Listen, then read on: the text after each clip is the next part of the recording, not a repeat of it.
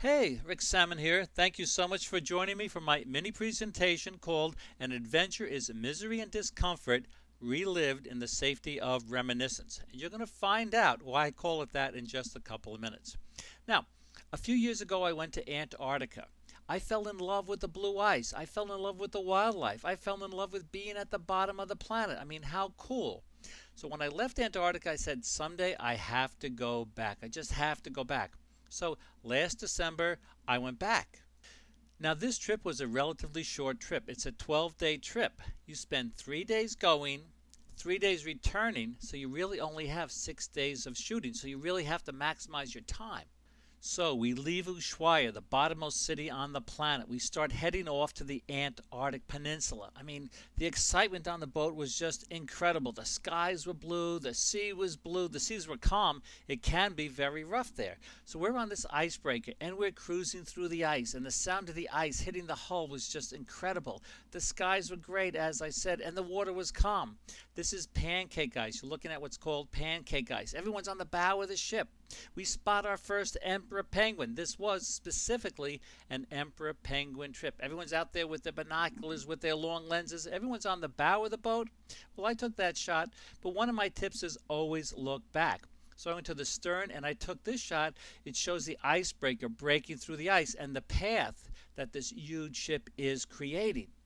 Well, after 3 days, we finally get to our destination, Antarctica. What they do is they just turn off the engines and the boat just stops in the ice. Now, we're not that close to the emperor penguin colony. What they have is 2 helicopters on the ship that take you over from the ship to the colony. Man, I felt as though I was really in a National Geographic expedition. However, you see the sky's overcast here, and it was really sunny before. So it's overcast that whole day. We're all praying for the skies to clear, and guess what? Right after happy hour, the skies cleared, and it was beautiful. So we go to sleep. We're so happy.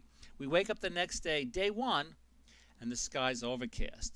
Well, it stayed overcast for 2 days. There was such a low ceiling that the helicopters couldn't take off. So everyone's saying, oh, man, what are we going to do? We're like getting kind of down. Worse than that, on day 3, it snowed. So we were stuck on the ship for 3 days. But worse than that, about half the people got this violent virus. So we were locked in our cabins, quarantined in our cabins. I was there for 2 days. I mean, this was horrible. Well, as sick as I was, and I was really sick. I was dehydrated. I was weak. It was horrible.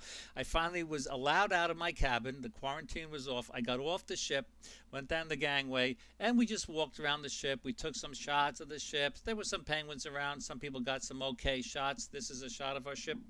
As you can see, this is, again, how they stop the ship. They're just cruising through the ice, turn off the engines, it stops, and then you get off the ship. Or you could fly off by the helicopters when the helicopters are flying. So we only have a few days left, 2 days left. The helicopters decide to take off. So I get on one of the helicopters, fly over to the emperor penguin colony. They had set up a little camp over there with tea and stuff. It was really nice to get over there. And we finally get to see the emperor penguins. But it was about a 2-mile walk through the snow, through the ice, with your backpack on, with your 40 pounds or 50 pounds of gear, with your tripod, with your life jacket, with your waterproof stuff, your waterproof boots, your snow pants, your this and your that. I mean, this was a very hard trek. But it's amazing. It was really amazing how close the penguins come to you. Actually, this is a Photoshop trick, but a Photoshop shot, but this is actually how close they come. If you want to see penguins, what you do is you just set your tripod down and you wait for the penguins to come. This is one of my favorite shots from the trip, and this is the other. So after being gone all those days, after investing all that time, this is the one shot I really like. You know, I got this shot. It's okay. It's cute. People say during one of my presentations, oh, man, that's so cute, so nice. This is my favorite shot. But this is a Photoshop shot. The picture on the right is a straight out of the camera shot because it was overcast. The contrast was low. And it was snowing a little. So you could see on the left what I did and what I did to it. And believe me, if there's a magazine out there called National Adventure, I'll do an article, Rick's Trip from Hell. So why do I call this an adventure? is misery and discomfort relived in the safety of reminiscence, which, by the way, is a famous phrase from Marco Polo, is because it was a great adventure, but it was misery, it was discomfort. But right now I'm sitting in my office. I can relive this in the safety of reminiscence. Hope I catch you at one of my seminars. Catch you later.